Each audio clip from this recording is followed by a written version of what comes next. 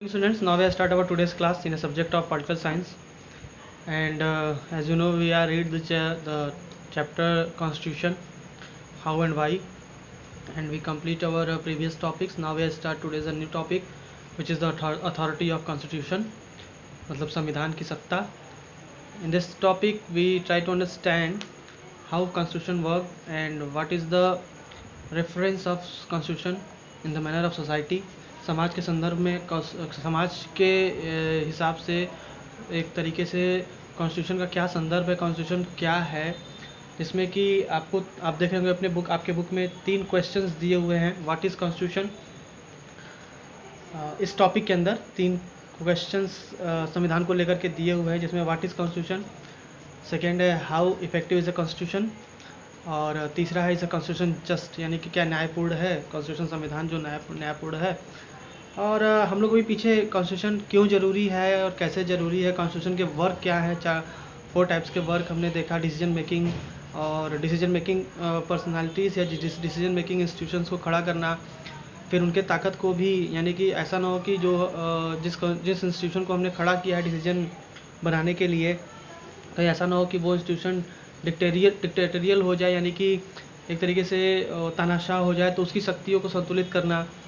Fundamental rights के बारे में हमने जाना कि कॉन्स्टिट्यूशन के माध्यम से हमें फंडामेंटल राइट्स मिलता है जिसका वायलेशन कोई भी गवर्नमेंट नहीं कर सकती है, डेमोक्रेटिक गवर्नमेंट नहीं कर सकती है. तो ये चीज़ें हम लोगों ने पीछे पढ़ा. अब संविधान की सत्ता यानी कि अथॉरिटी ऑफ कॉन्स्टिट्यूशन के बारे में पढ़ेंगे, जिसमें 3 क्वेश्चंस हैं कि संविधान क्या है, संविधान कितना प्रभावी और क्या न्यायपूर्ण है.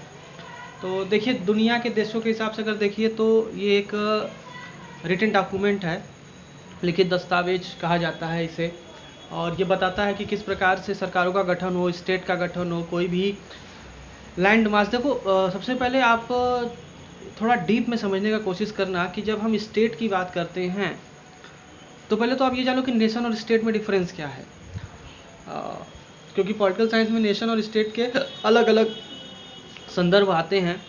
नेशन जिसमें भावनाएं होती हैं, कंप्लीटली कोई लैंड बाउंड्री नहीं होती है, ये कल्चरली ज़्यादा फोकस होता है, इमोशनली ज़्यादा फोकस होता है नेशन की बाउंड्री.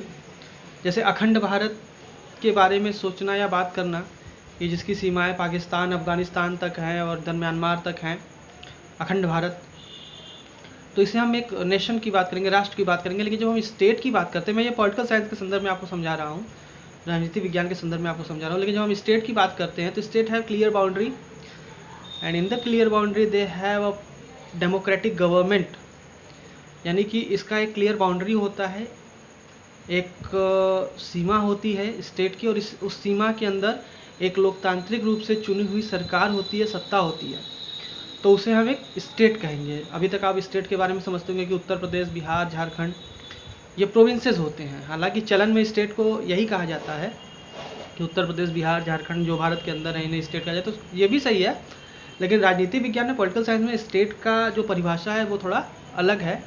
स्टेट यानी कि एक कॉन्स्टिट्यूशनलाइज्ड कंट्री एंड फंक्शनल गवर्नमेंट, यानी कि एक संवैधानिक देश हो जहाँ पे संविधान का शासन हो और एक लोकतांत्रिक सरकार का गठन हो. ऐसी फेस को, ऐसे लैंड मास को जो बाउंड्री से बाउंडेड हो, उसे हम एक स्टेट कहते हैं, राज्य कहते हैं. जैसे भारत के बारे में यहाँ पे अगर बात करें तो स्टेट का फॉर्मेशन करता है संविधान, यानी कि एक विधायी देश, यानी कॉन्स्टिट्यूशनलाइज्ड कंट्री, यानी कि एक सरकार द्वारा संचालित देश का गठन करता है, जिसे भारत देश कहते हैं. तो स्टेट और नेशन में ये अंतर है. आई होप कि आपको समझ में आ गया होगा.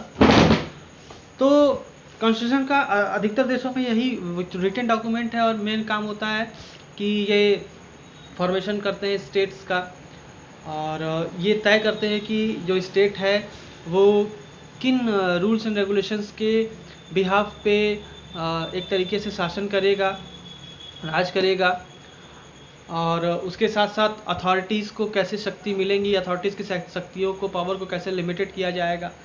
तो ये सारे काम कॉन्स्टिट्यूशन करता है. और जब भी हम कॉन्स्टिट्यूशन की बात करते हैं तो इन्हीं डॉक्यूमेंट्स की बात करते हैं. लेकिन आप देखिए, ये रिटन डॉक्यूमेंट ज़रूरी नहीं कि हर देशों के पास संविधान को लेकर के कुछ ऐसे ही रिटन डॉक्यूमेंट्स हैं. जैसे इंग्लैंड है, यूनाइटेड किंगडम, वहाँ पे कोई रिटन डॉक्यूमेंट्स नहीं है, उनका कोई लिखित संविधान नहीं है, बल्कि एक सीरीज़ ऑफ डॉक्यूमेंट्स हैं और कुछ निर्णय लिए हैं, यानी कि कुछ विधायी प्रक्रियाओं में उन्होंने कुछ ऐसे निर्णय लिए हैं, उन निर्णय अथवा डिसीजंस और सीरीज ऑफ डॉक्यूमेंट्स के बिहाफ पे वो अपने कॉन्स्टिट्यूशन, मतलब वही उनका कॉन्स्टिट्यूशन है। तो ये इंग्लैंड की बात हम कर रहे थे। और अगर देखिए तो कॉन्स्टिट्यूशन के बारे में बात की जाए और वर्ल्ड के अन्य देशों में, तो सिर्फ इसे हम एक रिटन डॉक्यूमेंट ही नहीं मानेंगे, और ये सिर्फ एक वर्ड्स नहीं है। सबसे इम्पॉर्टेंट बात है कि कितना इम्प्लीमेंट होता है कॉन्स्टिट्यूशन, ये उस देश के कंडीशन के ऊपर है, उस देश के नागरिकों के ऊपर है। क्योंकि बाबा साहब अम्बेडकर ने जब हमें कॉन्स्टिट्यूशन दिया था तो उन्होंने कहा था कि अगर ये फेल होता है तो इसके पीछे सबसे बड़ी जिम्मेदारी जनता की होगी कि उस जनता ने इसे आत्मसात नहीं कर पाया। क्योंकि बाबा साहब ने जब इस कॉन्स्टिट्यूशन को बनाया था तो पूरी तन्मयता से दुनिया की सारे संविधानों का अध्ययन करके उसमें से अच्छी चीज़ों को एक्सेप्ट करके एक विधायी यानी कि एक कॉन्स्टिट्यूशनलाइज्ड डॉक्यूमेंट तैयार किया, जिससे भारत की जो डाइवर्स पॉपुलेशन है, जो विविधता भरी आबादी है, उसमें किसी के साथ ऐसा न हो कि पार्शियलिटी हो रही है, उनके अधिकारों का हनन हो रहा है, वो अपने सोशल प्रैक्टिस को नहीं कर पा रहे, रिलीजियस प्रैक्टिस को नहीं कर पा रहे। तो और बहुत ही मॉडरेट, बहुत ही हम कह सकते हैं कि लचीला संविधान हमारा है। कई जगहों पे हार्ड भी है, कई जगहों पे कड़ा भी है, लेकिन बहुत ही लचीला है बहुत जगहों। अच्छा, इसमें इसके साथ साथ सबसे बड़ी बात है कि हम इसके अंदर संशोधन भी कर सकते हैं, और इसी को संविधान की आत्मा भी कहते हैं। ये चीज़ें भी हम लोग आगे पढ़ेंगे। तो ये बाबा साहब अम्बेडकर ने बताया कि अगर संविधान अगर हम अंगीकार नहीं कर पाए या ये फ्लॉप हुआ तो इसके पीछे सबसे बड़ा कारण माना जाएगा कि जनता इसे आत्मसात नहीं कर पाई। तो हम वही बात कर रहे हैं कि अगर कोई कॉन्स्टिट्यूशन नहीं इम्प्लीमेंट हो पाता है, प्रभावी नहीं हो पाता है, तो वहाँ की लोकल कंडीशंस और पॉपुलेशन या जनता के ऊपर ये जनता की जवाबदेही होती है कि वो इन चीज़ों को सिर्फ थोथे शब्द यानी कि सिर्फ एक रिटन डॉक्यूमेंट भर ही समझे। जबकि भारत में ऐसा नहीं है। भारत में बहुत ही समझदारी से और बहुत ही जिम्मेदारी से कॉन्स्टिट्यूशन को अडॉप्ट किया हमने। कॉन्स्टिट्यूशन की सारी चीज़ों को आत्मसात करके उसके हिसाब से चलने का प्रयास किया, और 70 साल के सफ़र में हम इस पर सफलतापूर्वक चला। कभी भी देश में ऐसा कोई कंडीशन नहीं हुआ जब ये हो कि हम एक तरीके से संविधान के विपरीत कोई काम किया हो, भारत में संवैधानिक संकट पैदा हुई हो, लोकतांत्रिक संकट पैदा हुई हो। एक बार बस जून 1975 में ऐसा स्थिति बना था जब भारत में इमरजेंसी लगी थी। उसके बारे में हम लोग 12th में बात करेंगे और कैसे इमरजेंसी लगा और भारत में लोकतांत्रिक संकट पैदा हुआ। वरना अब तक के 70 साल के इतिहासों में, जब से हमने आज़ादी पाई है तब से लेके अब तक हम कभी भी अपने लोकतांत्रिक मूल्यों से विचलित नहीं हुए, अपने संवैधानिक जिम्मेदारियों को ऐसा नहीं कि फॉलो नहीं किया। तो अन्य देशों की अपेक्षा भारत में संविधान का विकास और संविधान का प्रभावी होना, संविधान का पालन करना बहुत ही सही तरीके से होता रहा। और भी चीज़ें हैं कि संविधान का लोगों के जीवन पे क्या प्रभाव पड़ता है, और प्रभावी, जैसे हम सिर्फ एक पक्ष को दोष नहीं दे सकते कि अगर प्रभावी नहीं होता है तो जनता ही दोषी है। दूसरी पक्ष इसमें यह है कि अगर प्रभावी नहीं होता तो हो सकता है कि संविधान में कुछ ऐसे तत्व हो, संविधान में कुछ ऐसे आर्टिकल्स हो जो जनता के जीवन को या किसी खास समुदाय के जीवन को बहुत ज़्यादा प्रभावित करती हो, उनके रहन सहन को प्रभावित करती हो, प्रोहिबिटेड हो, तो भी संविधान प्रभाव में नहीं लाया जा सकता। क्योंकि हो सकता है संविधान का ज़बरदस्त विरोध किया जाए। तो जैसे नेपाल वगैरह में, या अभी हम चाइना के संकट की बात करें तो हांगकांग जो कि एक चाइना का ऑक्यूपाइड एरिया है, तो हांगकांग में उन्होंने संविधान में कुछ संशोधन करके वहाँ पे कुछ ऐसे कानून लेकर के आए जिसके माध्यम से कि अगर वो विरोध कर रहे हैं तो उन्हें जेल में डाल दिया जाएगा बिना किसी सुनवाई के।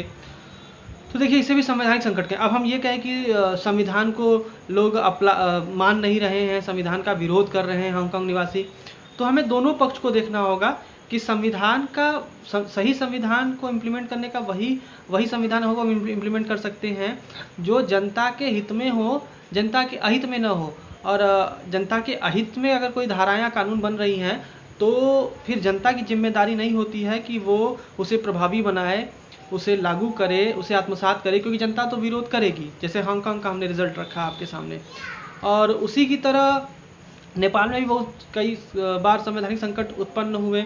कई बार उन्होंने संविधान बनाने की कोशिश की और जनता ने विरोध किया, या अंतर वहाँ की जो पार्टियां हैं उन्होंने विरोध किया, क्योंकि उनको लगता था कि ये जिस प्रकार का संविधान बनाया जा रहा है ये कहीं ना कहीं पार्शियल है, किसी विशेष समुदाय के हित की बात करता है और किसी विशेष समुदाय के हित की बात करता है। तो ये संवैधानिक संकट कई बार उत्पन्न हुए।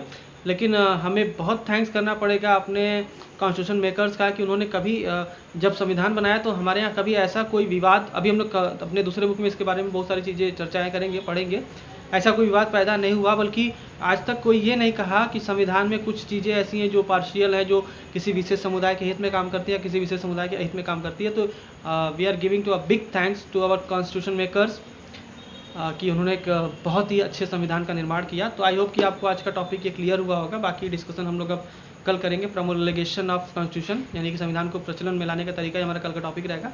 तब तक के लिए थैंक्स।